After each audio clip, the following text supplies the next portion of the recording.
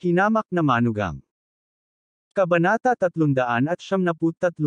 Ilang dekada na siyang nag-aaral ng medisina at halos buong buhay niya. Para sa isang TCM na doktor, ang pagpilay ng kanyang kanang braso ay katumbas ng pagpilay sa kanyang cultivation. Siya ay ganap na naging isang baldado. Basta, tumahimik ka. Lumapit si Lu Hongjian at sinampal siya ng malakas.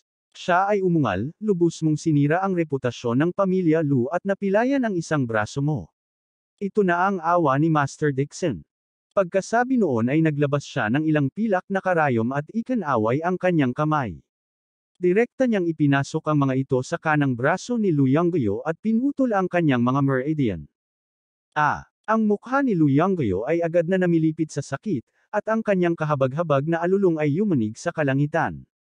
Parang nawala ng pakiramdam ang kanang braso niya, at bumagsak ito sa lupa. Malamig na tumingin si Alex Dixon. Alam niyang hindi nagpakita ng awa si Lu Hongjian. Ang mga pilak na karayom ay ginamit upang isil ang mga punto ng acupuncture at putulin ang mga meridian. Imposibleng makabangon si Lu Hongjian sa hinaharap. Ilang beses sumigaw si Lu Yongguo. Iminulat niya ang kanyang mga mata at nawalan ng malay sa sakit. Sinabi ni Jiang Wei, Director Lu, mula ngayon, ang National Clinic ay nasa iyong mga kamay. Para sa mga detalye ng handover, kakausapin kita ng detalyado mamaya. Tumayo si Lu Hongjian na parabang may edad na siya ng ilang taon. Nagpakawala siya ng mahabang buntong hininga at sinabi kay Jiang Wei na puno ng kahihiyan ang mukha, "Ako, Lu, hindi ako karapat-dapat na maging direktor ng National Clinic. Pakiusap kay Boss Jiang na maghanap ng ibang tao." Hindi inaasahan ni Jiang Wei na tatanggi siya. Sa mukha na puno ng kahihiyan, gulat niyang sinabi, "Master Lu, isa ka sa 3 elder ng National Clinic. Ang 2 pang matatanda ay malapit ng magretiro. Sa kasalukuyan, ikaw ang may pinakamataas na kasanayan sa medikal sa National Clinic. Kung hindi ka pumayag, sino pa ang papalit?" Sumulyap si Lu Hongjian kay Alex Dixon at sinabing, "Mr. Dixon, please take over. Ang kanyang medical skills ay ilang beses na mas mataas kaysa sa akin. He deserves it." Nang matapos siyang magsalita ay nagbulungan na ang mga tao. Nagliwanag ang mga mata ni Jiang Handong. Pumunta din siya sa harap at sinabing, "Dad, ang mga medikal na kasanayan ni Alex Dixon ay namumukod tangi. Sa tingin ko siya ay kwalipikadong maging direktor." "I think so too." Mabilis ding sinabi ni Jiang Shuili. Nag-alinlangan sandali si Jiang Wei at tumango. Dahil inirerekomenda ng lahat si Mr. Dixon na maging pinuno, ano sa palagay mo? Bagamat nagtatanong ang tono nito, walang nang ahas na sumalungat sa mga salita ng panganay na anak ng pamilya Jiang. Ang karamihan sa mga bahagi ng National Clinic ay nasa kamay ng Jiang family. Ang kanyang mga salita ay may karapatang gumawa ng desisyon. "Ako." Bahagyang kumunat ang noo ni Alex Dixon. Hindi niya naisip na maging direktor. Umiling siya at sinabing, "Hindi ito gagawin. Pagkatapos kong matapos ang aking negosyo, kailangan ko pa ring bumalik sa Jinling. Hindi ako maaaring manatili ng matagal sa Yan Capital at pamahalaan ang mga gawain ng National Clinic. Ayos lang yan." Umiti si Jiang Handong at sinabing, "Di ba nasa restaurant si Master Lu? Tsaka may iba pang mga doktor. Kakayanin nila ang mga normal na bagay. Kung talagang may mahirap at masalimuot na sakit na hindi malutas, ako hihilingin sa iyo na pumunta at harapin sila." Sinabi rin ni Lu Hongjian, "Master Dixon, ang direktor ay isang posisyon lamang. Ang paggamot sa mga sakit at pagliligtas sa mga tao ay hindi mahalaga kung kailan at kailan." Mabilis ding pumunta si Jiang Shuili. "Oo, Kuya Alex. Ang paggamot sa mga sakit at pagliligtas ng mga tao ay hindi ang direktor o ang direktor. Ang pinakamahalaga ay mayroon kang ganoong talento. I-publish ang iyong mga kasanayan sa medikal upang ipaalam sa mas maraming pasyente at magamot ang mas maraming buhay." Saglit, inirekomenda ng karamihan si Alex Dixon na maging curator. Saglit na nag-alinlangan si Alex Dixon, saka nag-aatubili na tumango at sinabing, "Sige, ako ang magiging nominal na tagapangasiwa. Si Master Lu ang kadalasang namamahala sa National Clinic. Kung may mga pasyenteng walang lunas, tawagan mo ako." Nakahinga ng maluwag si Lu Hongjian at tumango bilang pagsang-ayon. Isang bakas ng kagalakan ang sumilay din sa mga mata ni Jiang Handong. Upang mapanatili ang Alex Dixon sa National Clinic at bumuo ng higit pang bagong gamot, magdadala ito ng daan-daang benepisyo at walang pinsala sa industriya ng parmasyutiko ng Jiang. Mas magiging maginhawa para sa parehong partido na magtulungan sa hinaharap. Tanging ang mukha lamang ni Jiang Shuaimang ang nakamamatay na mapatla. Nakahandusay siya sa lupa, sa bingit ng pagyak. Nakatingin lang siya nang walang magawa habang nakasuot sa ulo ni Alex Dixon ang titulo niyang direktor. Isa pa, lahat ay lumalaban para suportahan siya. Nakaramdam siya ng sobrang hindi kasiya siya sa kanyang puso. Nagalit din at nagalit si Old Lady Jiang. Hindi siya makatayo ng maayos at ay nalalayan siya ng kanyang katulong na bumalik at magpahinga. Ang National Clinic ay ang pinakamahusay na medical hall sa bansa. Nagkaroon din ito ng mataas na reputasyon sa ibang bansa. Ito ang pinakamataas na templo sa puso ng lahat ng tao sa bansa. Ang bawat doktor ay gustong pumasok sa National Clinic. Kung ibang tao, matutuwa silang maging direktor pero walang naramdaman si Alex Dixon. Ayaw niyang maging direktor, ngunit hindi niya inaalagaan ang reputasyon. Nag-aatubili lamang siyang pumayag na manatili dahil gusto niyang sabihin na gamutin at iligtas ang mga tao. Tungkol naman sa 40% shares ng National Clinic, bagamat nagkakahalaga ito ng daan-daang milyon, wala ito sa paningin niya. Hindi siya nagkulang sa pera. Sa sandaling ito, biglang pumasok ang isang black man na may hawak na telepono. Lumingon si Alex Dixon at tumingin. Bigla niyang napagtanto na ang lahat ng black man sa labas ng pinto ay nawala ng walang bakas. Nagulat siya at nakakunot ang noo niyang tanong, "Wu, nasaan ang mga tao mo?" Ito ang commander ng Imperial Guards ng pamilya Dixon. Ang kanyang pangalan ay Wu. Kadalasan, kokontaken niya si Wu. Yumuko si Wu sa kanya at hindi sinabing alipin o mapagmataas, "Mr. Dixon," ang mga tao sa labas ng pinto ay lumikas na lahat. Ito ay utos ni Miss Dixon, gusto kanyang makausap at ang mga tao ng Jiang family. Pagkasabi nun ay binigay niya ang phone kay Alex Dixon at binuksan ang hands-free. Dumilim ang mukha ni Alex Dixon. Inalis na talaga ni Dixon Rong ang Royal Guards sa oras na ito. Masyadong malayo ang kanyang kamay. Ang mayabang at malamig na boses ni Lin Rong ay tumunog mula sa telepono. "Alex Dixon, inuutusan kitang palayain kaagad sina Jiang Shuaimang at Lu Yonggyo. Isa pa, anong karapatan mong pakilyusin ang mga bantay sa pamilya?" Si Jiang Shuaimang, na nakahiga sa lupa, ay agad na tumangala na may masayang ekspresyon na para bang naturukan siya ng mga stimulant. Nang inag ang puso ni Jiang Wei nang marinig niya ito. Gaya ng inaasahan, tama ang hula niya.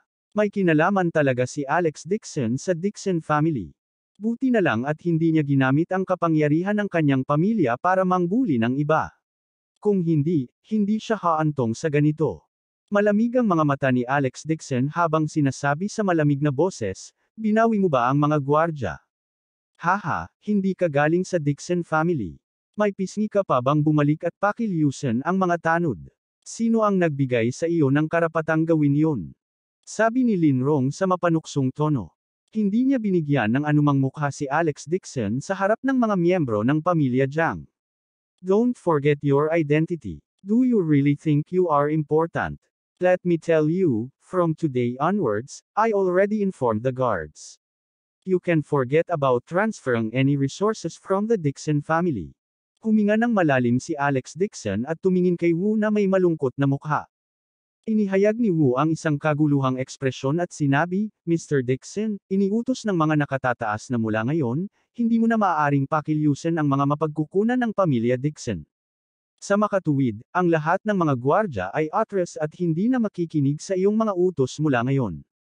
Mapanuksong sinabi ni Lin Rong, "Paano ba? Dapat alam mo na ang lahat. Hindi ko na gagawing mahirap para sa iyo sa pagkakataong ito. Sa susunod, huwag mo akong sisihin sa pagiging walang galang. Ikaw mismo ang pumili ng landas, huwag mo akong sisihin pagiging walang puso." Naging pangit ang ekspresyon ni Alex Dixon. Ang babaeng ito ay nadala sa sarili niyang tagumpay sa harap niya. Hindi ba umaasa lang siya sa katayuan niya bilang alagad ng Dixon family? Upang maimbestigahan ang sanhi ng pagkamatay ng kanyang mga magulang, tumakas siya sa bahay at hindi pa nakabalik sa kanyang pamilya. Matapos iwanan ang pamilya, hindi na niya mamobilize ang mga bantay ng pamilya Dixon. Iyon ang dahilan kung bakit palaging hinihiling sa kanya ng kanyang tiyahin na hiwalayan si Jane Lewis at bumalik sa pamilya Dixon. Hanggat bumalik siya sa pamilya, siya ay magiging lehitimong tagapagmana ng Dixon family. Ang babaeng ito ay hindi karapat-dapat na magdala ng kanyang sapatos. Kabanata 374. Ngunit may isang kondisyon, at iyon ay ang gusto niyang hiwalayan si Jane Lewis. Ayon sa nakaraang pakikipag-ugnayan sa pagitan ng Dixon family at ng Su family, gusto niyang pakasalan si Su Chingcheng bilang kanyang asawa. Kung hindi, ang Su family ay mapipilitang sirain ang pakikipag-ugnayan at mawala ng mukha. Ang mga pamilyang Dixon at Su ay tiyak na magiging magkaaway sa isa't isa. Hindi yun magagawa ni Alex Dixon kahit anong mangyari. At si Dixon Rong ay naglakas loob lamang na maging mayabang sa harap niya dahil dito. Nagulat si Jiang Wei, Jiang Handong, at ang iba pa nang marinig nila ito. Naka-half-open din ang bibig ni Jiang Shuili, at may pagtataka sa mukha niya. Hindi niya akalain na si Alex Dixon ay talagang miyembro ng Dixon family sa Yan Capital. Natigilan din si Jiang Shuaimang. Bigla siyang nakaramdam ng lamig sa kanyang likod at nakaramdam ng matinding takot. Kung alam niya na si Alex Dixon ay miyembro ng Dixon family sa Yan Capital, kahit na may 10 lakas siya, hindi siya maglalakas loob na bumunot ng balahibo sa ulo ng tigre. Hindi napigilan ni Jiang Wei na magtanong ng mabuti, ano? Dixon Mr. Dixon, ikaw ang tagapagmana ng Dixon family sa Yan Capital. Tama. Bago siya matapos, malinaw na sinabi ni Dixon Rong, Boss Jiang, ako si Dixon Rong. Malinaw kung sasabihin sa iyo na si Alex Dixon ay hindi tagapagmana ng pamilya Dixon. Ang tagapagmana ng pamilya Dixon ay dapat na aking ama, si Dixon Yulong. Tungkol naman sa Alex Dixon na ito, hehe. Tumigil sandali si Lin Rong at tumawa ng sarkastikong, Lin lang ang apelyido niya. Nasa katawan niya ang bloodline ng Dixon family, pero hindi siya mabibilang na miyembro ng Dixon family. Sa karamihan, hindi siya, kahit malayong kamag-anak. Kaya Boss Jiang, huwag mo na siyang lokohin. Wala lang siya. At most, ginagamit lang niya ang kapangyarihan ng tigre para takutin ang iba. Huwag na huwag mong gagawin iyon dahil sa nangyari ngayon. Kung tutuusin, marami pa naman tayong negosyo na pwede nating pagtulungan. Ito. Ang noo ni Jiang Wei ay natatakpan ng patong ng pawis. Natarante rin siya, ano ba talaga ang nangyayari? Casual na sinabi ni Lin Rong, oh, tretuhin mo na lang siya bilang isang malayong kamag-anak ng Dixon family. Anyway, halos pareho lang iyon. Wala siyang kapangyarihan. Hindi nakaimik si Jiang Wei. Kung titingnan ang kaguluhan ngayon, akala niya ay si Alex Dixon ang tagapagmana ng Dixon family, ngunit hindi niya inaasahan na hindi pala iyon ang nangyari. Ayon kay Dixon Rong, itong Alex Dixon ay dapat na malayong kamag-anak ng Dixon family. Ganun dapat. Kung hindi, bakit walang matutuluyan si Alex Dixon nang dumating siya sa Yan Capital? Sinabi ni Alex Dixon sa malalim na boses, Lin Rong, ang dami mong nasabi. Ano ba talaga ang gusto mo?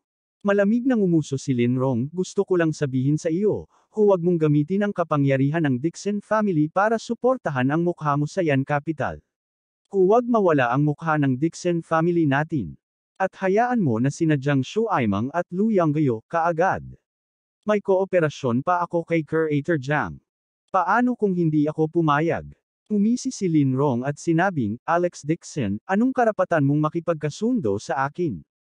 Malamang na hindi alam ng asawa mo ang mga bagay mo, di ba?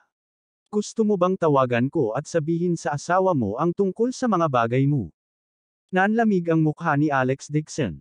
Matigas niyang sinabi, Lin Rong, hindi mo ba alam kung ano ang makakabuti para sa iyo? Alam ko man o hindi kung ano ang makakabuti para sa akin ay nakasalalay sa kung ano ang gagawin mo. Umiti si Dixon Rong na walang pakialam at sinabing, wala akong pakialam. Anyway, gusto ko ring makita kung paano ka pinalaki ng iyong asawa ng matagal at biglang nalaman, na nagsinungaling ka sa kanya. Paano siya nakipaghiwalay?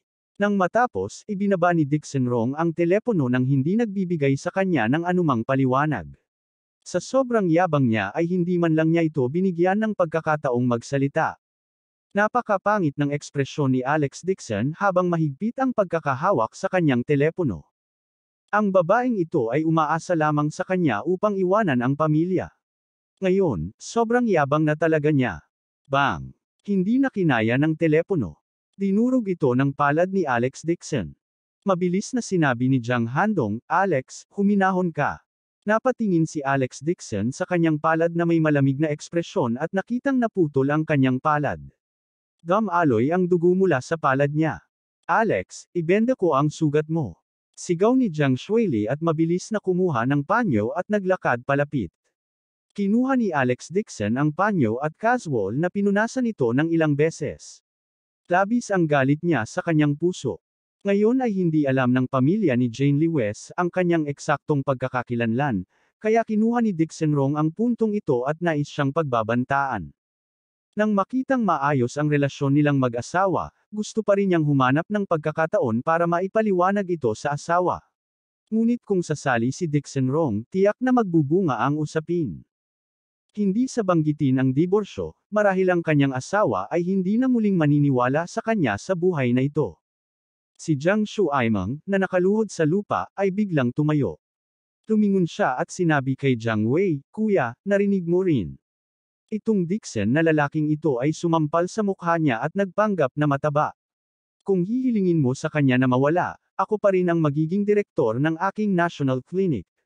Anong gusto mong gawin ngayon? Magwala ka." Galit na umungol si Jiang Wei. Sa suporta ni Dixon Rong, si Jiang Shuaimeng ay agad na nagkaroon ng kumpiyansa muli. Kumpiyansa niyang sinabi, "Sino siya sa tingin ni Alex Dixon? He is not even worth a fart." Narinig mo na sinabi ni Dixon Rong na ang tagapagmana ng Dixon family ay si Dixon Yulong. Ang batang ito ay hindi kahit isang malayong kamag-anak. Bakit dapat takot sa kanya ang Jiang family? Sa sobrang galit ni Jiang Wei ay sinampal niya ito. Gayunpaman, sa pagkakataong ito, si Jiang Shuaimeng ay hindi lang tumayo roon at sinaktan siya. Sa halip, hinaranggan niya ang braso ni Jiang Wei at walang kahihiyang sinabi, "Kuya, hayaan mong yumuko ang batang ito sa akin. Kailan pa nawala ng mukha ng ganito ang Jiang family? Hindi ba magandang magtrabaho ang Jiang family kay Dixon Rong? Ito ay isang win-win situation. Ito ay mas mahusay kaysa sa pakikipagtulungan sa bansang ito bumpkan upang gumawa ng gamot. Ika-4 na tiyo, huwag kang makinig sa akin. Umuulan lang." Sabi ni Jiang Handong sa malalim na boses, nagawa na ang bagong gamot ni Alex Dixon. Sa kasalukuyan, si Mr. Dixon lang ang nagtatrabaho sa Jiang's Pharmaceuticals. Naintindihan niya, kahit na si Dixon Rong ay miyembro ng Jiang family, wala siyang naitulong sa Jiang's Pharmaceuticals.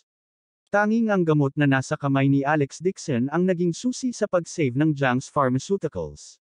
Galit na sinabi ni Jiang Shuaimeng, "Lahat kayo ay nabaliw. Lahat kayo ay naghahanap kay Alex Dixon, itong bumpkin. Babalik ako ngayon at ipapaliwanag ang sitwasyon sa matandang master." Pagkatapos sabihin niyon, inutusan niya ang kanyang mga tauhan na pamunuan si Lu Yongguo at mabilis na tumakbo palabas. Itong unfilial na anak, sa sobrang galit ni Jiang Wei ay parang sisabog na ang kanyang dibdib. Nakaramdam siya ng matinding sakit at muntik na siyang mahulog sa lupa. Mabilis na hinawakan ni Jiang Handong ang kanyang ama at sinabing, "Tatay, ayos ka lang ba?" Kinailangan ding huminto ni Alex Dixon sa paglalakad. Lumapit siya at tiningnan ang pulso ni Jiang Wei, pagkatapos ay sinabi niya, galit na galit si Chief Jiang, kaya ayos lang siya. Kailangan lang niyang magpahinga sandali. Umupo si Jiang Wei sa upuan at matagal na nakahinga. He said with a guilty expression, "Mr. Dixon, there is such an unfilial son in our family. I'm sorry for letting you see him. Pagbalik namin, tuturuan ko talaga siya ng leksyon. Ang sinabi ko noon ay hindi mangyayari, nagbago. Kahit tawagan ako ni Dixon Rong ng personal, hindi gagawin ng Jiang family ang sinabi niya." Tungkol sa nakaraan ng pamilya Dixon, mas malinaw siya kaysa sa iba. Ano ang binibilang ni Dixon Rong? Wala siyang orthodox bloodline ng Dixon family, at hinabol pa siya sa ibang bansa ng Dixon family. Dahil din sa pagkawala ng tagapagmana ng pamilya Dixon kaya siya bumalik kamakailan. Si Lin Yulong ay ang inapo ng babaeng kasama nila. Hindi siya nakilala ng pamilya Dixon sa kanyang mga unang taon. Si Jiang Wei ay konserbatibo at minamaliit ang pagkakakilanlang ito. Siya ay nanunuya sa kanyang puso at magalang lamang kay Dixon Rong sa ibabaw. Magmana man si Dixon Yulong sa Jiang family, mababa pa rin ang tingin nito sa kanyang puso, kaya imposibleng makinig siya sa utos ng isang maruming babae. Matapos umalis sa National Clinic, mabigat pa rin ang puso ni Alex Dixon. Ngayon na nawawala ang maliit na tiyahin, si Dixon Rong ay labis na mayabang. Hindi rin niya alam kung ano ang nangyari sa munting tita. Hindi kaya noong iniimbestigahan niya ang Jade Pendant, nadiskubre siya ni Dixon Yulong at pinagplanuhan. Magulo ang mood ni Alex Dixon, at nagpasya siyang umuwi kinabukasan upang tanungin kung nasaan ang kanyang maliit na tiyahin. Kabanata 375. Bumalik si Alex Dixon sa mansyon. Pagbukas pa lang niya ng pinto ay may narinig siyang kaguluhan. Natigilan siya. Ito ay higit sa 1 oras. Hindi kaya naalis ang gamot ni Helena. Bang! Isang malakas na tunog ang nagmula sa bulwagan, kasunod ang pag-ungol ni Helena. Ang init ko. Yumigting ang anit ni Alex Dixon. Agad siyang umabant ng 2 hakbang at humakbang papunta sa sala. Nakita niyang magulo ang sala. Ang sahig ay puno ng mga sirang bagay. Mahigpit na hinawakan ni Jane Lewis si Helena at idiniin ito sa sofa. Magulo ang buhok ni Helena at namumula ang mga mata. Para siyang asong baliw, pilit na pinupunit ang kanyang damit at namumula ang mukha. Nang makitang pumasok si Alex Dixon, nagmamadaling tumawag si Jane Lewis, "Alex, dalian mo at tingnan ang kalagayan ni nanay." Nang matapos siyang magsalita ay biglang tumalon si Helena at itinulak ang kanyang anak. Ang kanyang mga kamay ay humawak sa kanyang sinturon at hinayla iyon pababa. Namanhid ang anit ni Alex Dixon at agad siyang humakbang pasulong. Hinawakan niya ang braso ni Helena at idiniin ito sa sofa. Kahit hawak siya nito ay patuloy pa rin sa pagpupumiglas si Helena. Bukod dito, ang kanyang lakas ay ilang beses na mas malaki kaysa karaniwan. Habang nagpupumiglas siya ay tumawa siya ng nakakaloko. Napuno ng infatuation ang kanyang mga mata at patuloy na tumutulo ang laway sa gilid ng kanyang bibig. Si Jane Lewis ay labis na nag-aalala at ang kanyang mga mata ay namumula habang sinabi niya kay Alex Dixon, "Paano ang tungkol sa sitwasyon ni nanay?" Tumawag ako ng 2 doktor at sinabi nilang pareho na hindi nila alam kung ano ang sitwasyon at hindi ito magagamot. Umiti ng mapait si Alex Dixon. Paano malulunasan ng isang normal na Western na doktor ang ganitong uri ng sakit? Ang gamot ni Helena ay isang pampasigla. Higit pa rito, gaano man kababa ang karakter ni Lu Yongguyo, sa mga tuntunin ng medikal na kasanayan, maaari siyang ituring na pinakamahusay sa bansa. Isa pa, nag-specialize siya sa medisina, kaya natural na sobrang overbearing ang aphrodisiac na ginawa niya. "Alex, ano ang dapat kong gawin?" Nakita ni Jane Lewis ang nakakabaliw na hitsura ni Helena at nakaramdam ng labis na hindi komportable sa kanyang puso. Umiyak siya at sinabing, "Kasalanan ko ang lahat. Kung hindi sana nalason si nanay ng hamak na gamot na ito."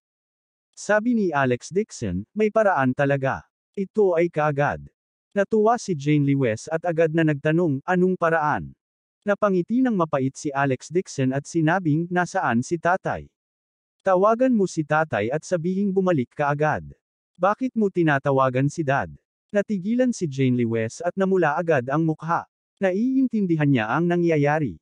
Itinuli ni Alex Dixon si Helena at inihagis sa kwarto. Sa totoo lang, para maalis ang stimulant na ito, kailangan lang niyang gumamit ng spirit energy para tumagos sa mga pilak na karayom at bigyan ng acupuncture ang kanyang biyenan. Ngunit sa ganitong paraan, hindi naiwasang maghinala si Helena pagkatapos ng insidente. Para makaiwas sa gulo, tinawagan pa rin niya ang biyenan para gamutin ang karamdaman. Sa anumang kaso, ang gamot na ibinigay ni Lu Yongguyo ay para lamang mabuhay. Hindi nito napinsala ang katawan, at maaaring alisin ang pagsasanib ng yin at yang. Tuldok. Makalipas ang 1 oras. Hindi mapakali si Jane Lewis sa sala. Labis na nahihiya ang kanyang mukha habang patuloy na naglalakad. Umupo si Alex Dixon sa sofa na parang walang nangyari at tumingin sa phone niya. Paminsan-minsan, may mga tunog ng aktibidad na nagmumula sa kwarto. Pulang-pula ang mukha ni Jane Lewis. Gusto niya talagang maghukay ng butas at magtago dito. Kinagat niya ang kanyang mga ngipin at sinabing, "Kasuklam-suklam na tao si Lu Yongguyo. Binigyan niya talaga ang aking ina. Ang ganitong uri ng walang kahihiyang gamot." Pagkasabi nun ay parang may naisip siya. Tumingon siya at tinanong si Alex Dixon, "Kumusta na si Lu Yongguyo? Tumawag ka ba ng pulis?" Malumanay na sinabi ni Alex Dixon, ang pagtawag sa pulis ay nagpapadali sa kanya. Babayaran niya ang presyo. Sa sandaling ito, isang malamig na liwanag ang sumilay sa kanyang mga mata. Sa katunayan, handa si Lu Yonggayo na gamitin ang mapang-akit na aprodisyak na ito para harapin ang kanyang asawa, ngunit sa huli, ininom ito ng kanyang biyenan. Kung mag-isa si Jane Lee West at uminom ng ganitong uri ng aphrodisiac, hindi maiisip ang mga kahihinatnan. Gayunpaman, nang maisip ito ni Alex Dixon, hindi niya maiwasang mapasulyap kay Jane Lee West. Kung ang kanyang asawa ay uminom ng gamot, siya ay darating sa oras at ililigtas ang kanyang asawa. Pagkatapos ay siya ang tatamasa sa sarap ng isda at tubig. Nang maisip niya ang eksena kung saan tinulungan niya ang kanyang asawa na pagalingin ang lason, agad na pinigilan ni Alex Dixon ang kanyang sarili. Hindi niya maiwasang mapatingin kay Jane Lee West at mapalunok sa lalamunan. Hinubad ni Jane Lee West ang kanyang Amerikana at nagsuot ng masikip na puting sando at nakabalot na palda. Tumambad ang kanyang curvy figure. Isang pares ng magagandang mahabang binti na nakasuot ng translucent black silk stockings. Ito ay mahaba at bilog, na umaakit sa imahinasyon ng mga tao. Dahil sa kanyang pagkabalisa, namula ang kanyang magandang mukha at marahas na tumaas at bumagsak ang kanyang dibdib. Hindi niya napansin na sira na pala ang butones ng shirt niya. Mukhang napansin niya ang line of sight ni Alex Dixon. Tumingon si Jane Lee West at nagkataong sinalubong ang kanyang nag-aapoy na tingin. Sandali siyang natigilan. Ikaw, bakit ka nakatingin sa akin?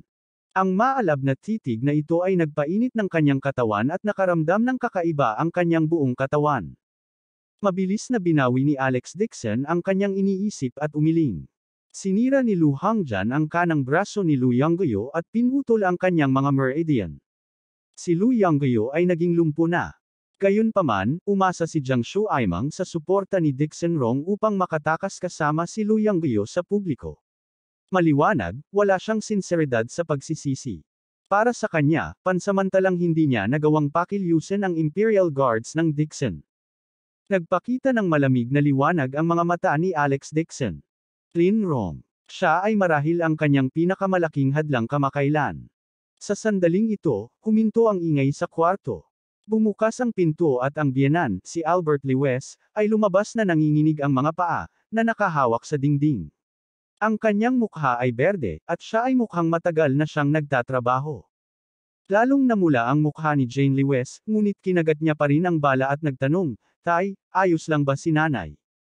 Lalong namula ang mukha ni Albert Lee West, ngunit pinilit pa rin niyang magtanong, ayos lang ba si nanay? Namula ang mukha ni Albert Lee West. Awkward siyang tumingin kay Alex Dixon, umiling, at bumagsak sa sofa. Talagang pinahiya niya ang Lee West family. At sa harap ng kanyang anak na babae at manugang. Tumulo ang luha sa mukha ni Albert Lee West. Ito ay simpleng pagkawala ng kanyang dignidad. Dad, you don't have to worry about it, awkward na tanong ni Jane Lee West. I'm fine. Napahiya si Albert Lee West na hindi man lang may angat ang ulo. Tumayo si Alex Dixon at sinabing, ayos lang. Hindi sapat ang pisikal na lakas ni tatay.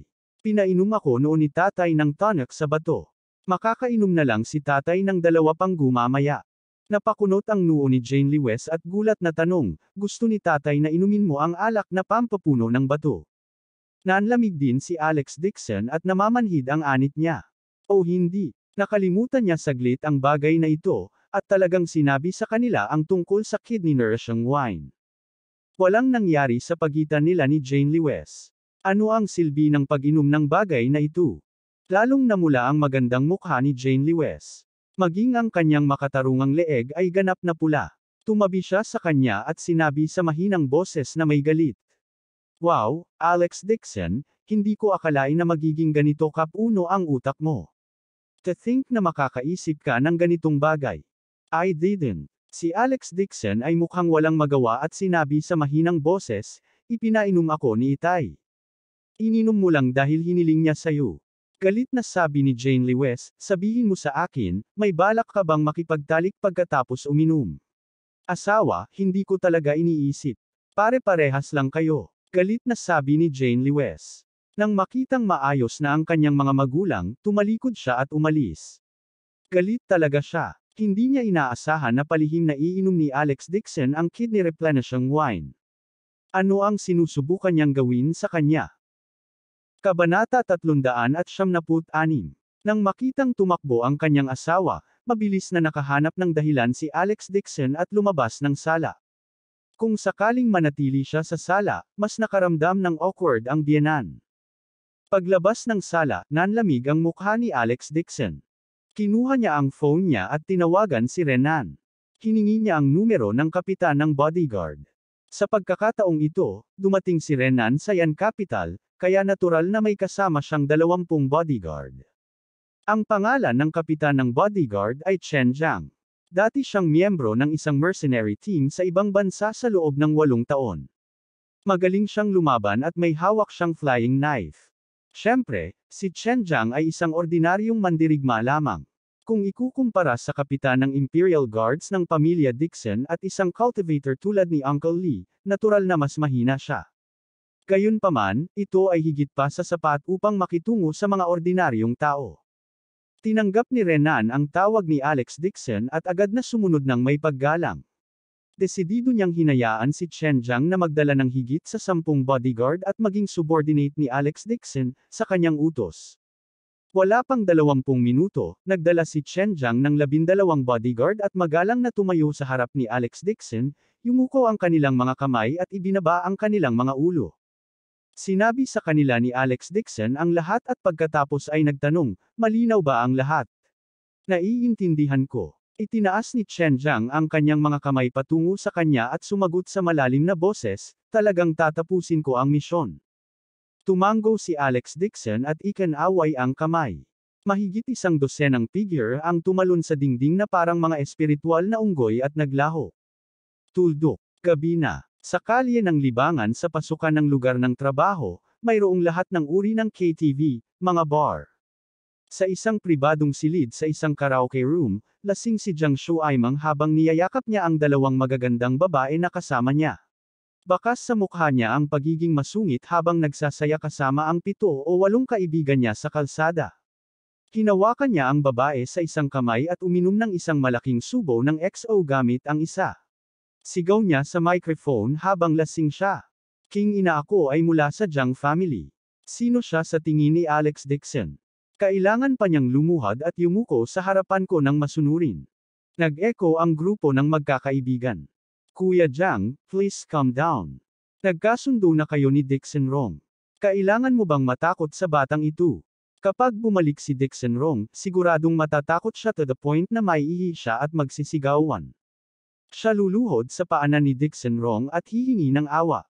He is a country bumpkin. Hindi siya kinikilala ng Dixon family bilang isang malayong kamag-anak. Pumunta pa siya sa Yan Capital para takutin ang mga tao, king ina. Sino ang natatakot sa kanya? Kuya Jiang, nakahanap na ako ng grupo ng mga kapatid. Bukas, bubugbugin ko siya at kakalad ka rin para lumuhad at yumuko sa iyo. Mabangis na sinabi ni Jiang Shuaimang, Kautao. Gusto ko siyang mamatay. Ang direktor ng National Clinic, at ako, si Jiang Shuaimang. Bago pa niya matapos ang kanyang sasabihin, 2 beses na kumatok ang pinto ng pribadong silid. Isang nakamaskara na itim na lalaki ang nagtulak sa pinto at pumasok, na sinundan ng 12 ng black man. Sumulyap si Jiang Shuaimang sa kanya at sinabi habang may hawak na bote ng alak, nandito na ang lahat. Makinig ka. Pumunta na kayo at harapin ang Alex Dixon na iyan bukas. Basagin mo muna ang kanyang mga paa, pagkatapos ay hukayin ang kanyang mga eyeballs at ipakain sa mga aso. Naputol ang black man at nagtanong, ikaw si Jiang Shuaimang. Oo, bakit? Nasa bibig pa rin ni Jiang Shuaimang ang salitang ano nang makita niyang biglang iwinagayway ang kamay ni black man. 12 ng mga tao sa likuran niya ang sumugod at ibinaba ang kanilang mga tungkod. Si Jiang Shuaimang ay sisigaw na ng natakpan ng itim na tela ang kanyang mukha. Naging itim ang kanyang paningin at siya ay sinipa sa lupa. Parang patak ng ulan ang mga suntok at sipa niya. Ang iilang tao sa kwarto ay binugbog hanggang sa nagsisigawan at nagsisigawan. Naghiyawan at nagsitakbuhan ang ilang kasamang babae. Maraming mga security guard ng KTV ang sumugod, ngunit nang makita nila ang 12 o higit pang black man, sila ay lubhang mabangis at mahusay. Hindi sila ng ahas na sumulong.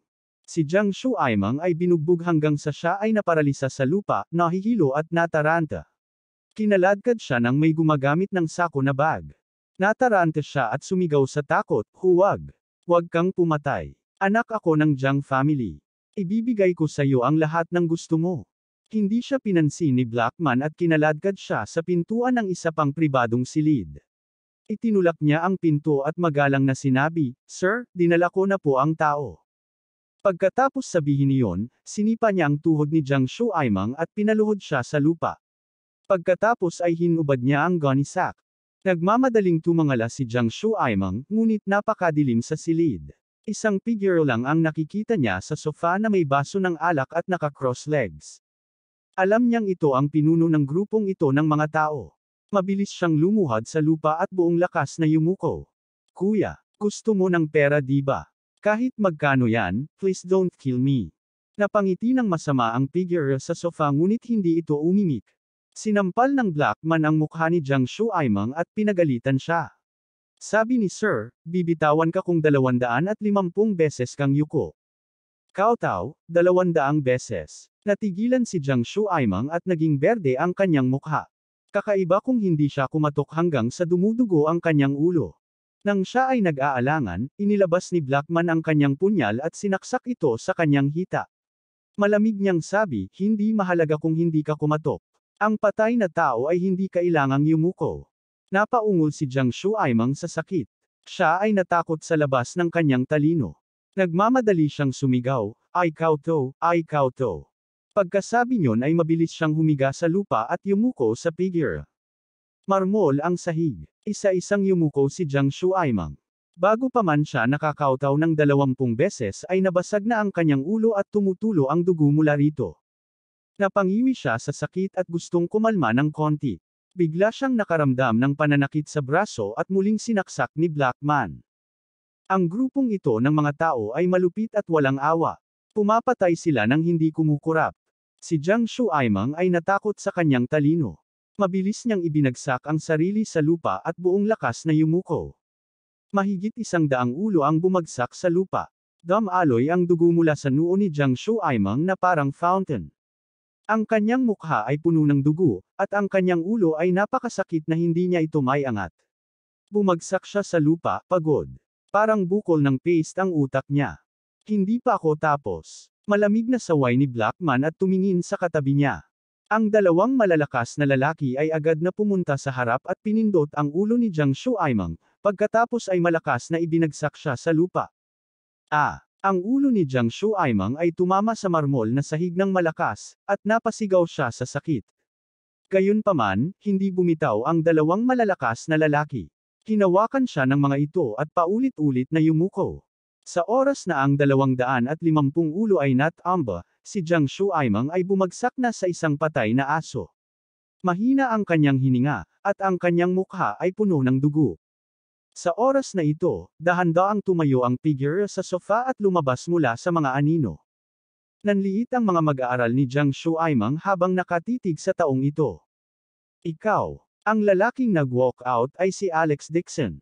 Umisi si Alex Dixon at malamig na sinabi, "Na-record mo na ba ang video?" Ipadala ito kay Dixon rong pagdating ng panahon. Ang Blackman ay si Chen Jiang.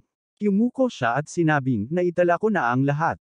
This is a provocation. Hindi ka ba natatakot na haharapin ka ni Dixon Rong?" Sigaw ni Jiang Shuaimang sa pinakamataas na boses. Malamig nang umiti si Alex Dixon. "She is not qualified to deal with me. If you give her a message, I will let you go." Isang babaeng may maruming bloodline at malisyosong intensyon ang nang-ahas na utusan ang Dixon family. Sa panaginip niya, nagulat si Jiang Shuaimang.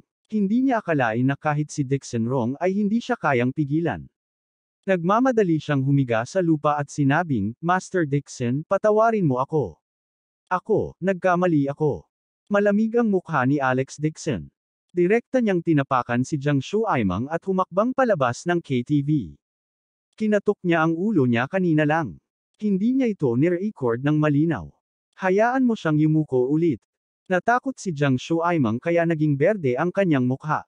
Bumagsak siya sa lupa at sumigaw, "Mr. Dixon, mali ako. Please spare me. Halos kitol na ng buhay niya ang 250 ulong iyon.